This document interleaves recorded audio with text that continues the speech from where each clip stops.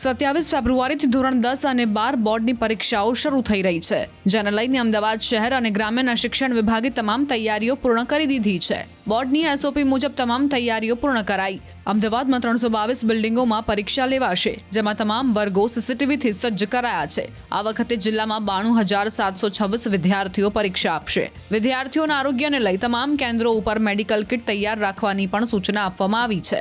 સાથે જ એસટી અને બીઆરટીએસમાં પણ સંકલન સહિતની તૈયારીઓ પૂર્ણ કરી દેવાઈ છે, જેથી વિદ્યાર્થીઓને કોઈ મુશ્કેલી ન પડે. સાથે જ પોલીસ વિભાગ સાથે પણ સંકલન કરવામાં આવ્યું છે. વિદ્યાર્થીઓ ક્યાંય અટવાય તો હોલ ટિકિટ બતાવશે તો પોલીસ મદદ કરશે.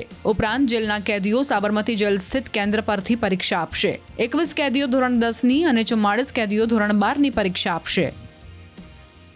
તમામ વ્યવસ્થા થઈ ગઈ છે. પોલીસ ડિપાર્ટમેન્ટની સાથે જે પ્રકારે કાયદો અને વ્યવસ્થાનું પાલન થાય તે પ્રમાણે જાહેરનામા પ્રસિદ્ધ કરવાના હોય તે પણ થઈ ગયું છે. અને સ્ટ્રોંગ રૂમ પર પણ પોલીસ બંદોબસ્ત અને કેન્દ્ર પરીક્ષાનું છે તેના ઉપર પણ પોલીસ બંદોબસ્તની વ્યવસ્થા થઈ ગઈ છે. વીજ પુરવઠો પરીક્ષા દરમિયાન જળવાય તે માટે માનનીય અધ્યક્ષશ્રી દ્વારા યુજીવીસીએલ અને ટોરેન્ટ પાવર સાથે પણ તે દિવસે જે સૂચનાઓ આપી તેના પ્રમાણેની વ્યવસ્થાઓ થઈ ગઈ છે.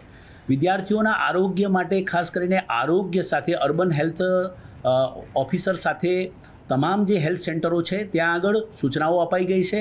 અને દરેક પરીક્ષા સ્થળ ઉપર ખાસ કરીને જે આની જે કિટ હોય છે ફર્સ્ટ એડની એના માટેની વ્યવસ્થા સ્કૂલ લેવલે પણ કરી દેવામાં આવે તે પ્રકારની સૂચનાઓ અપાઈ છે. તેમજ આરોગ્યનો સ્ટાફ પણ જે છે સેન્ટરોમાં 2-3 સેન્ટરો વચ્ચે તે પણ આમાં ઉપસ્થિત રહેશે તે પ્રકારની સૂચનાઓ અપાઈ છે.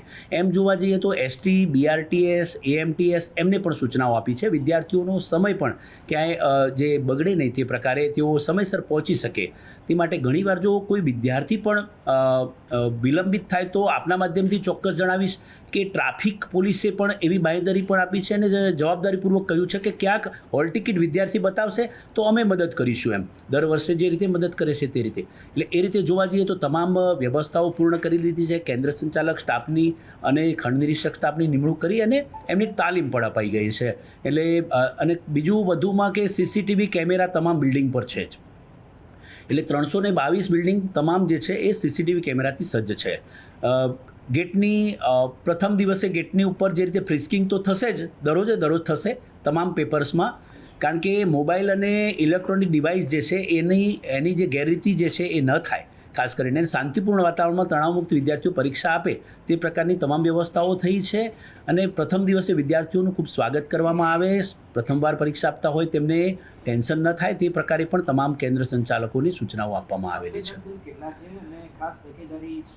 અમદાવાદ શહેરમાં એક પણ કેન્દ્ર સંવેદનશીલ કે અતિ સંવેદનશીલ નોંધાયેલ નથી. બોર્ડ દ્વારા જે યાદી મળે છે એમાં એક પણ નથી. વધુમાં આપણે એક જેલના જે કેદીઓ હોય છે તે દર વર્ષે જે પરીક્ષા આપે છે તેમાં આપણે સાબરમતી જેલનું જે કેન્દ્ર છે તેમાં ધોરણ 10ની અંદર 21 અને ધોરણ 12માં 44 જેટલા જેલના કેદીઓ પણ આ વર્ષે પરીક્ષા આપવા માટે નોંધાયેલા છે. 44 10માં 21. લૈયા માટે અત્યાર સુધી 130 જેટલા જે છે મંજૂરી પત્ર આપવામાં આવ્યા છે. વધુમાં શહેર અને ગ્રામ્યમાં બંને સંયુક્ત રીતે અમારા પ્રયાસો જે તે સ્કૂલોમાં જઈને જ લૈયાની મંજૂરી અપાય એવા પ્રયાસો કર્યા છે. બીજું વધુમાં કે પ્રી-બોર્ડ પરીક્ષાથી અમારે બંનેમાં શહેર અને ગ્રામ્યમાં એક મોટો ફાયદો થયો છે કે જે સુધારા માટે જે શાળાઓ જે છે એમાં વિદ્યાર્થીઓના જે ખાસ કરીને આવતા હોય છે એ સુધારા બહુ જ ઓછા આ વખતે જોવા મળ્યા છે. કારણ કે વિષય કોડ અને તમામ પ્રકારની એમને ટ્રેનિંગ પણ મળી ગઈ. અને વધુમાં વધુ કે બોર્ડની બારકોડ સ્ટીકર, ખાકી સ્ટીકર, હોલ ટિકિટ બધી જ એમને એક સરસ તૈયારી બંને શહેર અને ગ્રામ્યમાં મળી છે, જેના અમને સારા પ્રતિસાદ મળ્યો છે.